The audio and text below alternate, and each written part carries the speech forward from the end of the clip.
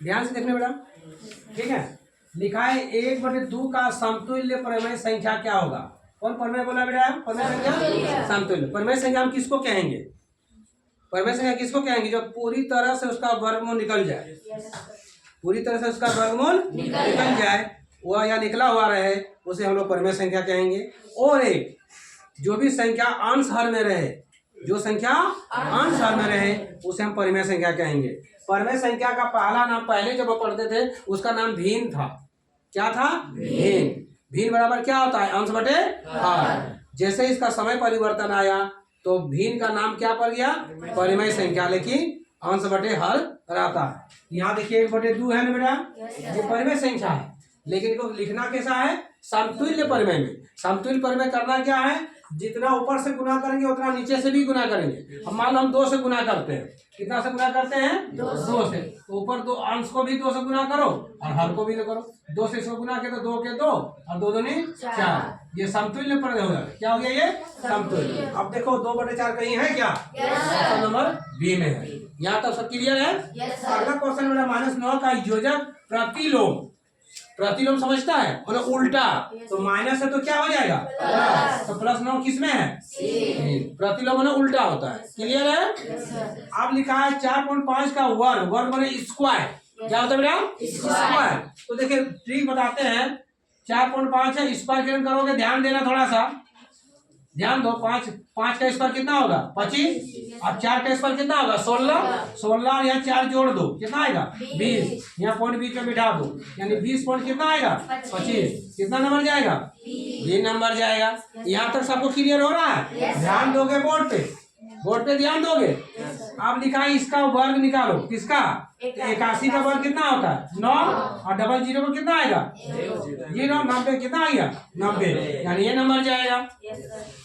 हाँ वो बोल। अब लिखा है इनमें से कौन संख्या पूर्ण घन है? क्या है बेटा? पूर्ण घन। घन में कितना जोड़ा लगाता है? 3 को।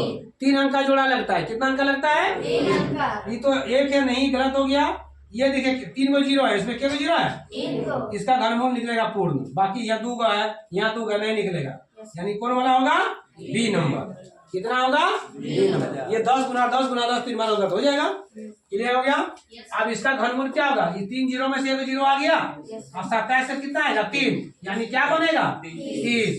क्या नंबर आएगा? 3 नंबर। 10 24 में से किसके बराबर है? 10 24 किनके बराबर है? तो 10 24 का हम क्या करेंगे? लघुत्तम लेके देखेंगे, निकालने का तरीका। 10 24 को हम लघुत्तम लेंगे, कितना से देंगे? 2 से देंगे। 2 × 10, फिर 2 से दे देंगे। 2 दूनी 4, 2 × 10, 2 × 12, फिर 2 से दे देंगे। 2 के 2, 2 दूनी 4, 2 8 16, फिर 2 से दे दो। आएगा ना यार? फिर 2 से दे दो। हाँ बोल। कितना आएगा? 16। फिर 2 से दे दो 8, फिर 2 से दे दो 4, फिर 2 से दे दो 2। 1 2 3 4 5 6 7 8 9। क्या आता है? यानी 2 के पार में कितना आएगा? 9। यानी 2 के बार लिखना हमको है? 9 बार। के बार लिखना है? 9 बार। कौन वाला आएगा? क्लियर है? आप देखिए यहाँ बेस मिल रहा है, आधार मिल रहा है कि नहीं मिल रहा है? तो 7 को लिखिए आगे, पावर में माइनस घटता है तो 5 में 2 घटा दो, कितना आएगा? 5 में 2 घटा 3। उस तरह दिया नहीं है, मतलब कौन वाला जाएगा? 3 नंबर जाएगा। 5 - 2। बेस मिलने पर बेस ले को लिखिएगा और माइनस कीजिएगा पावर में। क्लियर है? यहाँ लिखा है बेटा संख्यातम। क्या लिखा है? संख्यातम, यानी संख्या क्या है? 2 है। 2 को लेना हमको, -2 को लिए बी नंबर। क्लियर है? द्विपदी बताइए जिसमें 2 पद है, कौन वाला होगा? 1 नंबर। क्या नंबर आएगा? क्लियर है? यहाँ तक सबको क्लियर है? ठीक है। तो आपको क्या करना है, एग्जाम में ज्यादा फोकस क्वेश्चन पे कीजिएगा और क्वेश्चन में ही आपको आंसर निकालने का कीजिएगा। ऐसा नहीं खुद से सोचिए उसके बाद, मतलब क्वेश्चन पर ज्यादा दिमाग लगाइए। क्या लगाइए दिमाग? क्वेश्चन पर ज्यादा फोकस कीजिएगा। हम लोग क्वेश्चन में ही हमारा आंसर रहेगा। क्वेश्चन को ठीक से पढ़िएगा। एक बार यदि समझ में नहीं आता है तो दोबारा पढ़िएगा। घर में रिवीजन कर रहे हैं आप लोग?